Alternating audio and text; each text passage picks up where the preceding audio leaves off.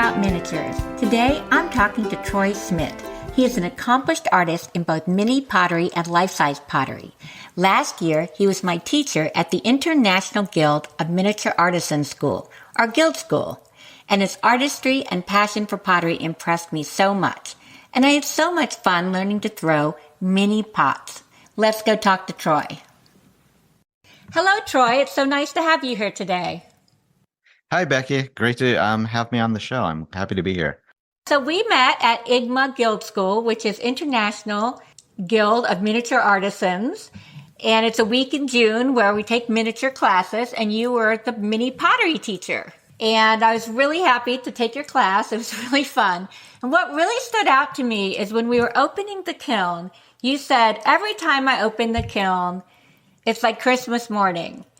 And I thought, to be excited about opening the kiln, I mean, you must have literally opened the kiln, like 10,000 times in your life? Yeah, probably. And to still be that excited, I mean, that's the kind of passion that is so interesting to me and why we all love these tiny little things we make. Yeah, that is one of the reasons I keep going is everything is exciting and new. You never know exactly what you're going to get. And it's always fun to see the results. And that really inspires more than anything else on how to proceed on the next things. It gives you ideas and it kind of stimulates the creativity for me of seeing the finished products. You know, it's funny. Another thing you said was glazing is the last opportunity to ruin your product, to ruin your pot. It's funny because I went into your class. I really thought it was going to be opposite, that the glaze would save me. You know, that if it was bumpy or funny looking, the beautiful color would save me. And in some cases it did. But in many cases, maybe this is more true with mini pottery, but especially some of the ones that I dunked in, they got so thick and gloppy. It did ruin them because it's so small. I would start out with like a bowl and then it would look like a cylinder by the time all the glaze clung onto it. Yeah, glazes are adding a layer of material to the pot, so they can really pool inside of curves, and they can ultimately change the shape of things. Especially in mini pottery, I would imagine. Especially, yeah, because you have such the areas are so small, and the surface tension of the glaze will cling to them and fill them in. So how long have you been teaching at IGMA? Since about 2018 or 2019. And is every class kind of different? Yeah, they all vary a little bit.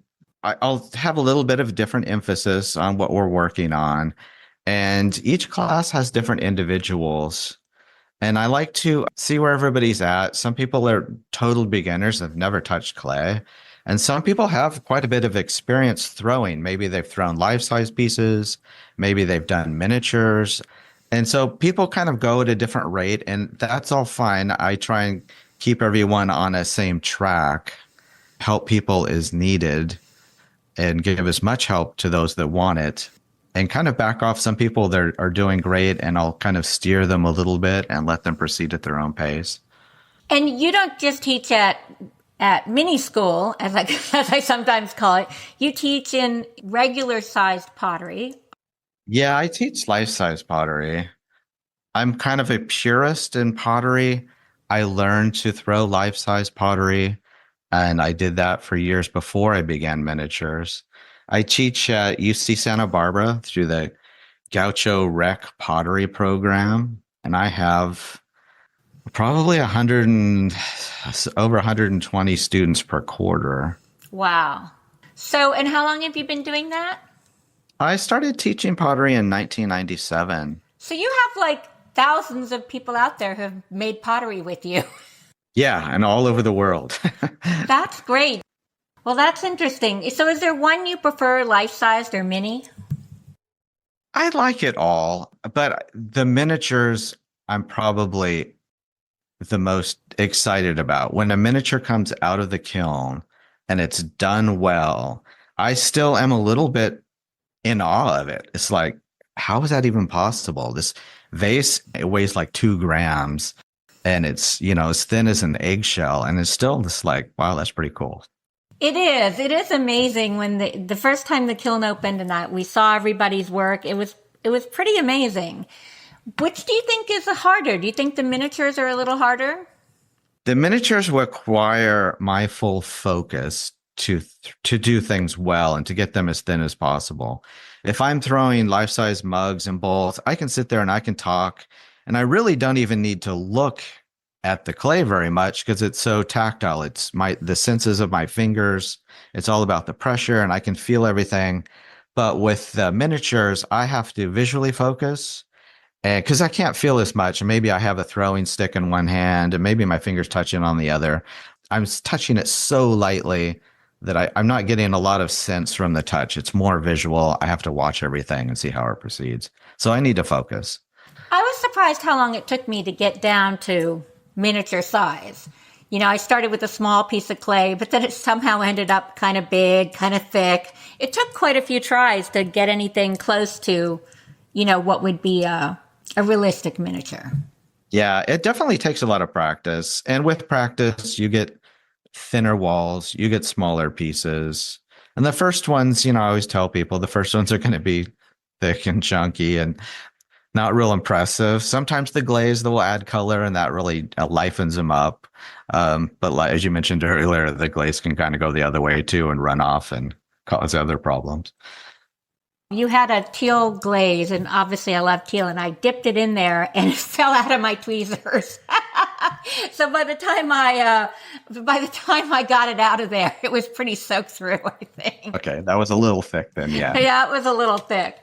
Yeah, they're so thin, and that's the other problem. When I started doing them thinner, then all of a sudden, sometimes they would just sort of, I don't know, implode on themselves. I don't really know how to describe it. As you're throwing them, the clay is very soft, and the thinner you get, the weaker it is. Too much pressure above or somewhere else can cause them to twist, to collapse. Yes, and I even had one fly off the wheel, which was exciting. Yeah. The miniature wheels go a lot faster than you really need. They're not real strong, so you actually need that speed when you're centering the clay. But then you have to be very conscious about slowing it down while you're going through the rest of the process. Otherwise, if a little bit of off balance, it's like a centrifuge is off weight and it too much speed, they can get airborne. Yes, I discovered that the hard way. I was just glad it was so tiny it didn't hurt anyone. Yeah, it's soft. It's soft. It's fine. Everything's fine. So what I find interesting is you didn't start out as wanting to do art, and you didn't even do a lot of art when you were a kid or young person. You actually went to school for math and science. Am I remembering that right? Yeah, I didn't take any art classes in high school at all. And it wasn't until after college that I started doing pottery. Earlier in junior high, I started doing lapidary, started cutting and grinding stones for making jewelry. So that's probably the only art things that I really remember doing very much. So it's funny that you say this about jewelry, because I was talking to one of my miniature friends, and we were talking about all the other crafts we did until we got to miniatures. And we'd both done jewelry. And I talked to another friend, she'd done jewelry. And we were like, I bet every woman who's a miniaturist has done jewelry before they got to miniatures. And now I'm thinking it's the men too. You have to go through 3 other crafts before you find your way. Yeah, it's a small scale generally when you're making jewelry. And there's a strong attention to detail that you need that really helps for miniatures. So it's a good background. It's a gateway craft. Yeah. Explain exactly what lapidary is for those who don't know. It's taking a rock and cutting it with a diamond embedded saw into a slab and then using grinding wheels to generally put a dome on it. And then you grind it down, then you sand it with consecutively finer grits until you get a nice polish on it. And if it's something like an agate, it can have a very high polish and have a lot of color in it. And then I like to collect a lot of that stuff that I cut too. So that's another aspect, is just being out in the country, scouting for interesting rocks. I think collecting kind of runs maybe in human genes in general, but definitely all the miniaturists I know love to collect things, not just miniatures. There's something about it that's just very satisfying. Some people get collecting and some people are, aren't interested, but I'm definitely a collector and I started as a kid, I collected stamps, I collected coins, I collected bottles. I would dig up antique bottles and the kind of the gold town that I grew up in. I collected minerals and it wasn't until I was adult that I started collecting miniatures. Well, and you still collect rocks and minerals, right? I do. I have a large mineral collection of that I've been collecting for 50 years. So I have thousands of specimens that are cataloged. And do you collect miniatures too? I mean, other than your own?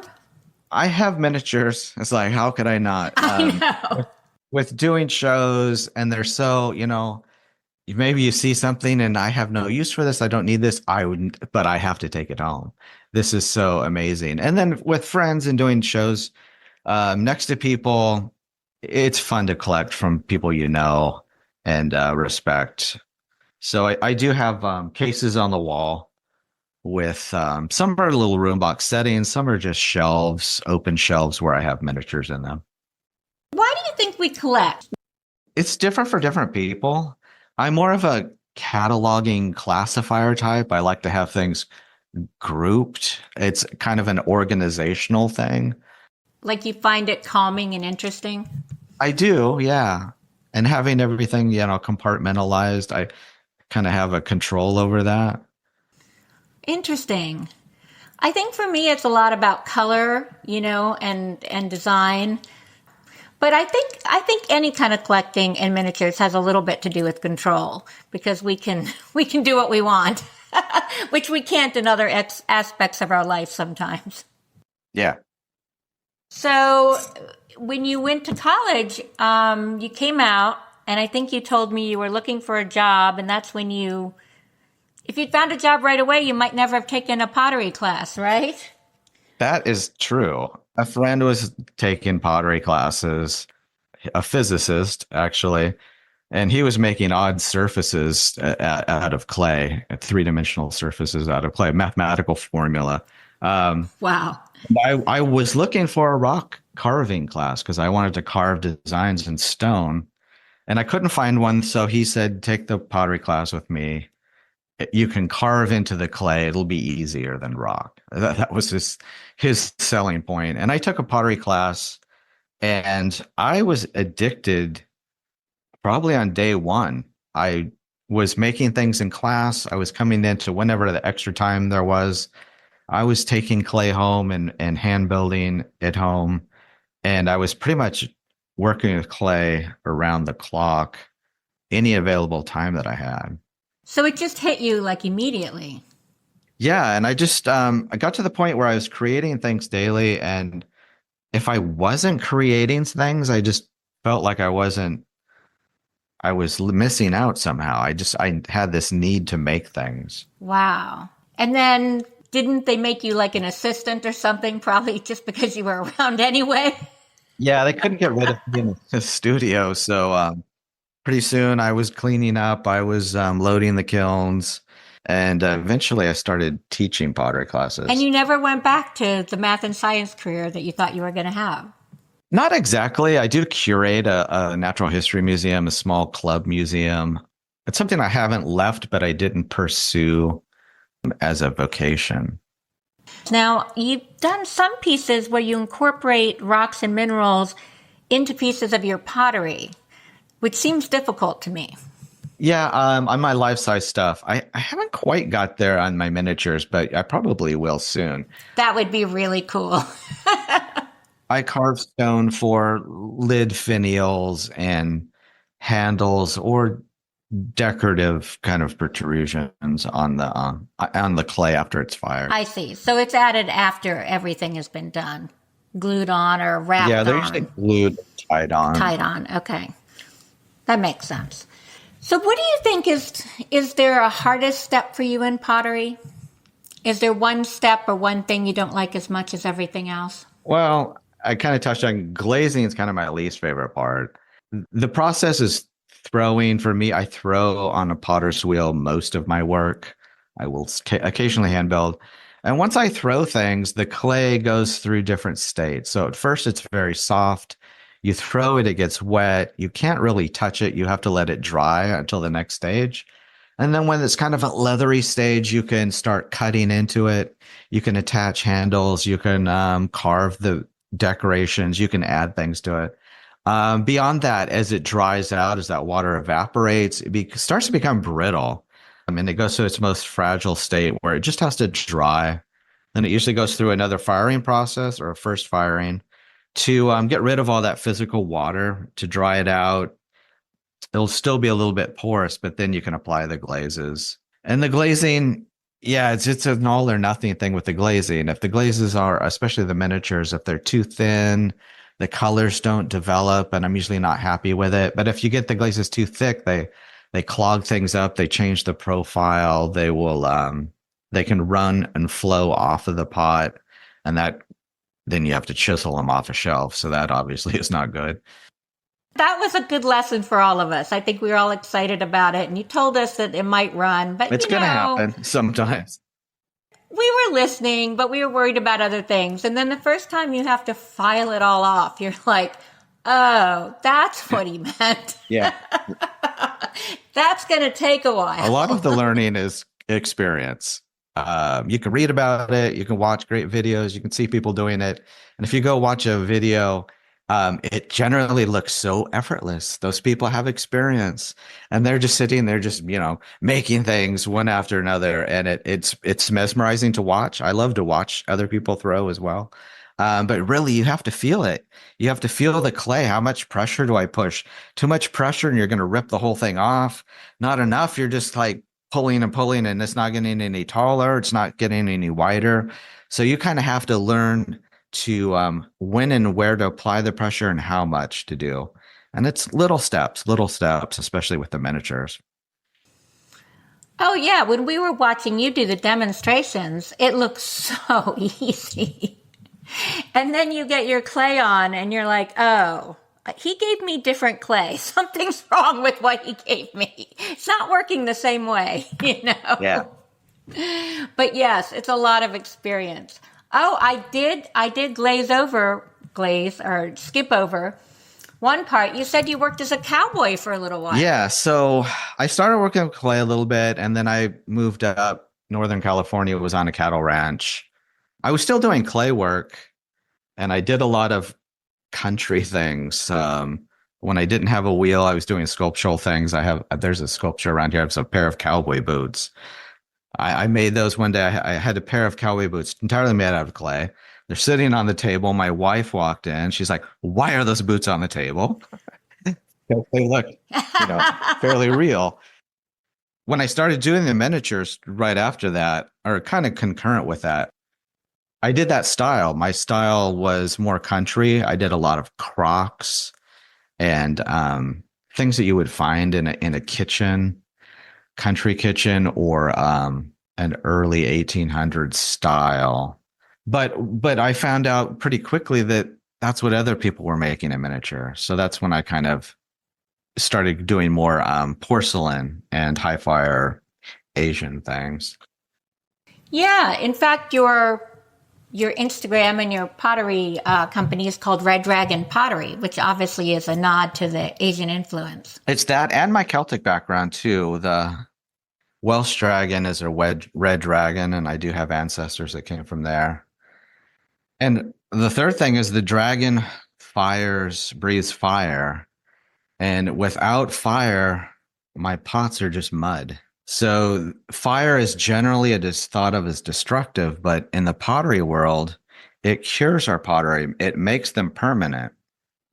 Yes, and pottery is it is a very, very old art form. Maybe one of the oldest. Yeah. Yeah, potter's wheels have been around for about 10,000 years, but pottery dates back even further than that. I think the oldest ceramic items are small sculptural pieces. I think some of the oldest pottery found in the Americas are actually like fishing weights, which I found was interesting. weights that can be attached to fishing nets, and then when you cast a net out. Oh, that's interesting. I saw like an anchovy factory that had some pottery as containers that they had discovered under a building. I mean, just older than you can imagine. So, do you have a favorite, miniature or life size? No, it's often just more recent things that come out of the kiln. Most of my stuff I make and I sell in galleries, and I don't usually keep a lot of stuff. If something is a little special, if the glazes come out unusual, then I might keep them for myself. It'd be pretty hard to keep a lot of life size pottery. When I was a student and starting off with pots, I lived in a small apartment and it was quickly filling up. And then I started doing what I called pottery lottery, and that was just kind of giving stuff away to friends because I couldn't contain it all and I wanted to share it with other people. And it was probably about that time that I started selling in a local gallery. And you probably sell more of the life size pottery, I would I imagine. do today. It used to be pretty even. I haven't been doing the shows like I used to. It's a lot of traveling. Yeah, it can be. I looked at an old schedule, and I was used to do like 12 shows a year. I can't Wow. imagine doing that now. Was that back in like the 80s, 90s? That was in the 90s, in the late 90s, early 2000s. They weren't all miniature shows. Most of them were, but still, it was. That's one a month. That's a lot of work, I would think. Is one easier to teach than the other? Is it easier to teach life-size pottery than miniature pottery?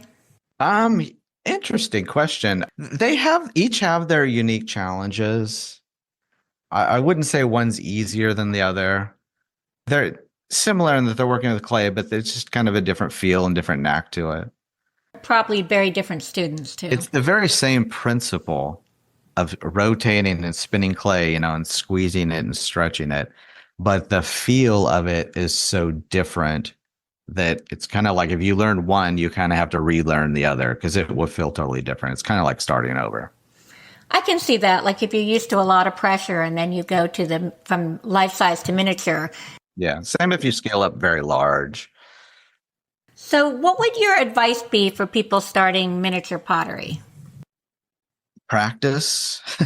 If you don't have a facility, like a kiln for yourself, I would look in your community and see if there's anyone offering classes. It could be a community college, it could be at an adult ed pottery program. See what's nearby and take a class, regardless of the size, if it's miniature, if it's life size. Take a pottery class just to get introduced to it. And then if there is a facility near you that has a kiln, and I would check with them to see if they do outside firing for community work. Some places will and some places don't want to mess with it. But if they do fire things, check with them about clay. Can you fire your own clay or do you have to buy clay from them? It's important that the clay matches the temperature that the kiln is firing to. Because if things get too hot, they can actually melt. And if they don't get hot enough, they won't be watertight. That isn't really a problem for miniatures. If you make a miniature mug, you're probably not going to be drinking out of it. But if you're doing a life-size mug, you want it to be fired to the right temperature. If they have clay or if you're buying clay, I would look for the finest material. Anything with sand or large particles like rog, those are kind of a negative thing for miniatures. They will get in the way. So I try and get the finest particle size clays. Those are usually porcelains or earthenwares, lower temperature, or some stonewares as long as they don't have sand in them. And if you can get samplers from companies, then they'll sometimes sell you like a 2-pound quantity of each rather than a 25 or 50 pounds at a time. That's like more than you probably want to experiment with. But if you can get a sampler, then you can try out their different clay bodies. And that's what I was able to do. And I made notes, what this clay body is good for this, bad for that, until I found some that I really liked. And I focused with those clays for a long time. Well, and especially with miniature clay, 2 pounds goes a lot further than it would with life-sized. Right. You can make, 2 mugs with it life size, or you can make hundreds of pots with it. in miniature. Do you have a particular brand or type that you would recommend? No, it might be locally. I get clay from Southern California, Laguna, and Aardvark just because they're near me. Though there are some companies now that are shipping smaller quantities of clay. Mako has some clay bodies now, some red clays that they sell in 4 or 5 pound bags, and you can get those from most of the online clay distributors. So mostly what you're looking for, like you use clay that will make porcelain, and you make sure that it's not too grainy or sandy. Yeah, and I use porcelain because that's what I was firing. I'm firing gas kilns at the university. So they're a higher temperature. We call it cone 10. It's just kind of the temperature range, cone 10, 11. And the porcelain, I like the porcelain because it's very white. And the colors that you put on that just are a little bit more dynamic. They just pop out a little bit stronger. They really do. And you can I'll fire things at different temperatures. I kind of cheat for my miniatures, and I'll take a high temperature clay or glaze and I'll fire at a lower temperature. And maybe it's not food safe, so to speak, but since the miniatures aren't really being used, they're more visual. I can get different looks. So by underfiring things, maybe they're less shiny, they're more of a matte, maybe they even have little bubbles or texture in them. I try and get as many different looks out of the same material. Wow, that's really interesting. I would imagine that as a beginner potter, I didn't want any bubbles or imperfections, but once you get to the stage where you're comfortable, you probably want them to see if they add artistic value. They can, yeah. It depends on what you're making. So what variation on your clay class are you teaching this year? We're going to focus a little bit more on containers for flowers, for plants. It could be cut flowers, it could be arrangements, plants and bonsai. A lot of people who make plants, they want containers. A lot of people have containers in their miniature scenes and like to have a floral aspect to it. So it's kind of a natural thing for pottery. You use a lot of it in your kitchen, or you use a lot of it for to hold flowers and plants. So we'll kind of do that. We'll do some traditional stuff, and we'll do some more artistic, unusual things, abstract. My friend Hannah Lemon, who's been on this podcast twice actually, I remember when she took your class, she makes, not exclusively plants, but that's a good deal of what she makes and what she's known for. And she told me that your class is all week, it's 36 hours.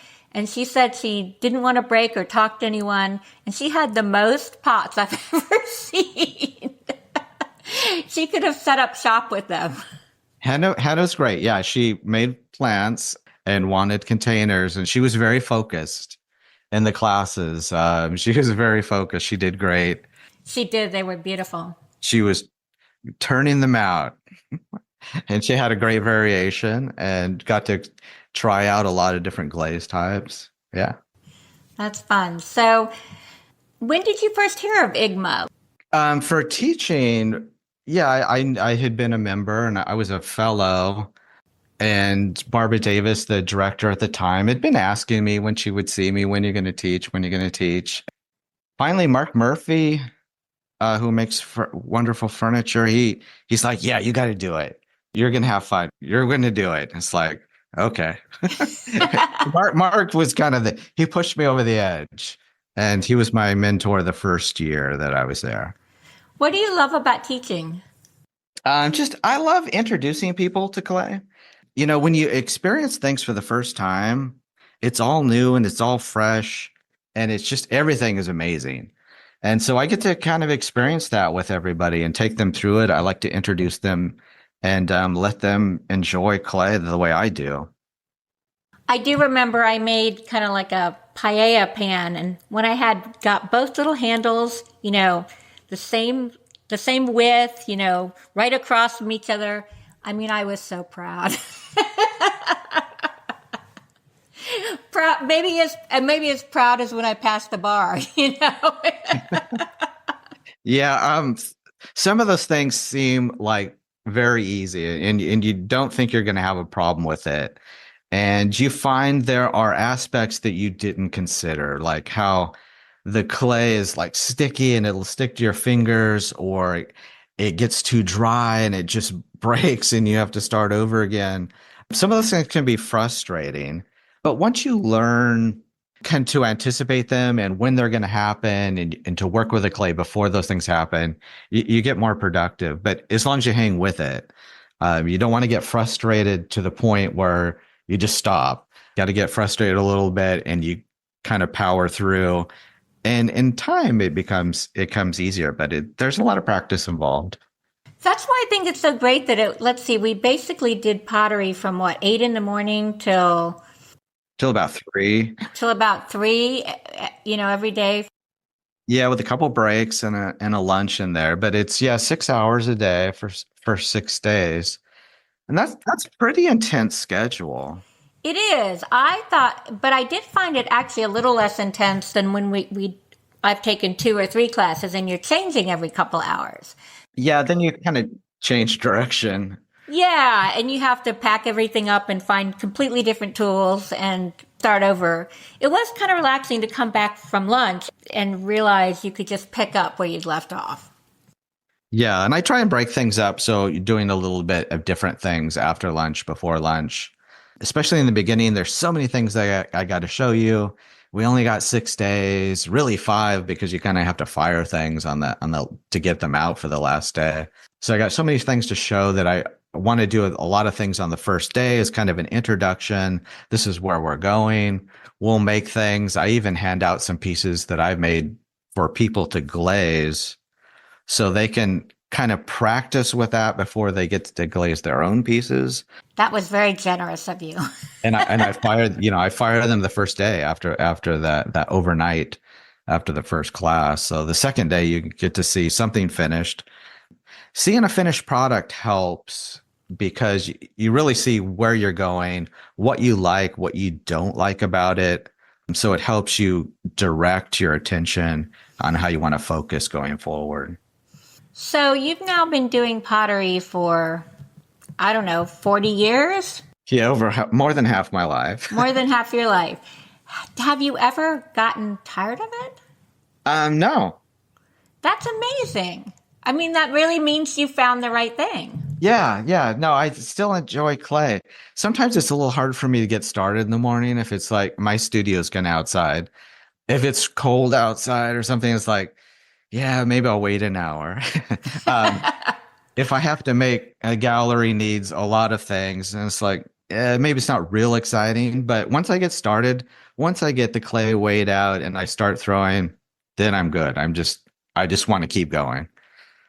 What's the largest thing you've ever made? I'm not known for my large pieces. I did have a fountain on my patio, a water feature that was probably 2 bags of clay, about 50 pounds. Oh, wow. So that was more than 3 feet across and a couple feet tall. That was a pretty big bowl. And I had a dragon actually coming out of the water, spitting water. It was a fountain recirculating. And then I had goldfish swimming in that for a long time.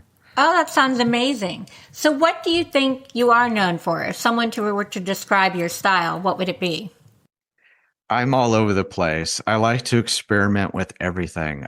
So I don't have one focused style, but I suppose a lot of my pottery has an Asian influence from northern China, Korea, and Japan.